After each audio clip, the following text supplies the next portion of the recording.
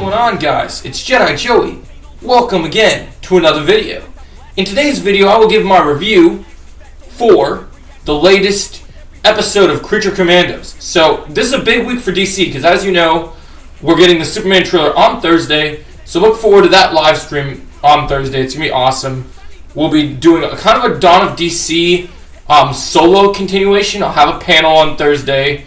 We'll be talking about the Superman trailer. We'll also be watching episode 4 of Creature Commandos. So, but before we watch episode 4 in 2 days' time, you guys deserve to get the review for episode 3. So, Creature Commandos has been one of those shows that's the first show of the DC universe, but of the new James Gunn DC universe. But the one thing with Creature Commandos that's very different from other projects is that this show, a lot of people have been kind of judging Creature Commandos as the start of the DCU, which it is the start, but it's more of like a parody start. There's references to the larger DC world, but we don't have a lot of time to build on the lore and the world building because we only have 21 to 28 minute episodes. So this show is developing these characters, but it's not going to have time to build the entire world. There's references to Wonder Woman, there's references to other heroes, but it's not fully the start of the DC universe. You want the full start to the DC universe? You wait till July for Superman. That's where the world building really starts. That being said, let's dive into Creature Commandos. Now, I've really enjoyed the first 2 episodes. A lot of people have complained about this show, saying it's too much like Guardians of the Galaxy with the rated R flavor. It's too much like Suicide Squad, which it is like Suicide Squad because this is what basically Waller got punished because her daughter exposed her in Peacemaker, and when she got exposed, she lost the right to use human test subjects for her Task Force X. So now we get Task Force M. She gets to use monsters. One of the big selling points of this series so far has been Rick Flag Sr. Frank Grillo is absolutely crushing that role. We've also had The Bride. We've had all these great characters. Nia giving a lot more of a Shape of Water feel. It's just a great roster of characters. David Harbour as Frankenstein is like always throwing a giant tantrum, which is kind of great. And in the next coming episodes, I'm told we're going to get to see our very own Clayface. So that will be really cool. But this episode is about a specific character known as G.I. Robot. And I hope that I'm allowed to say this word on video because it is something that happened in history. But I don't know what YouTube allows me to say, so hopefully YouTube just knows that this is only in context of the characters. But this episode dives deep into World War II. And we can't talk about World War II without talking about a certain group of enemy to American people being German. And that group was known during history and historical events as the Nazis. Now, I've said this word before, so hopefully I don't get attacked for it, because it is about part of history. But do you think I'll get attacked for it, or do you think it's okay? I have no idea. It is a part of storytelling, and I think it's been talked about in your streams before. But yeah, nothing happened. Okay, good. Sorry about that, guys. Sidebar, I just don't want to lose point. But yeah, so World War II, and this episode is kind of a good selling point for rumors of the Sergeant Rock movie. Because if you watch Marvel movies, like in the Captain America universe, Nick Fury had his own Howling Commandos, and this is kind of dealing with Sergeant Rock and his Happy Company.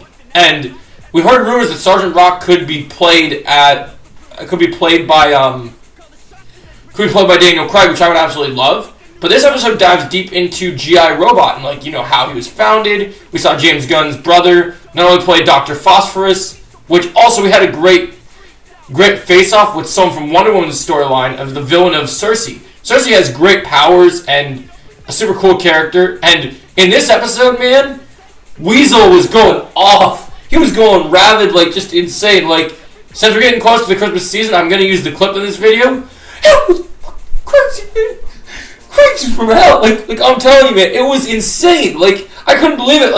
I couldn't wipe this grin off my face, but also I was horrified. And this episode brings that James Gunn flavor of blood right back into, because G.I. Robot is one of those IG-88 robots from Star Wars. He's popping off on the guns, and he's doing what he does best. Like Wolverine says, I'm the best at what I do, but what I do isn't very nice. And so this episode kind of jumps back and forth between G.I. Robot's past and present, and unfortunately G.I. Robot ends up sacrificing himself But since he's a robot, he can hopefully be repaired. Because this character is awesome. I really hope they include him in the Sergeant Rock film.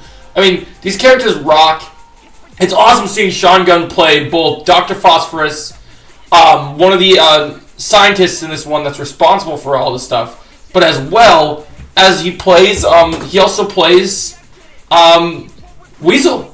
And in live action, he did that very differently in the Suicide Squad. Now he gets to do it in animation and voice him. And so there's some great moments. There's a moment where Cersei tries to kill the princess in this episode. The Task Force M gets to save the day. Everyone gets to play a role. I love the fact that Dr. Phosphorus got to do the final kill, other than Weasel, on Cersei. And so Cersei says, one of the biggest talking points of this episode is what happens in the next couple episodes, is Cersei said, when we defeated her, don't you realize what you've done? You've doomed the world. And so some people are like, well, what does this mean for the rest of the show? Like, what's going to doom the world? And if you watch the trailer for the rest of the season for Creature Commandos, there's a scene of the Justice League of this world and other heroes looking like they were all killed. So we're going to have to wait and see what that means, but we're going to have to really see what they mean by doom the world. But Cersei clearly is concerned about something. There's clearly a bigger threat looming in Creature Commandos that we did not expect. And like I said, I love what we get with each of these characters. Good storyline for the Bride.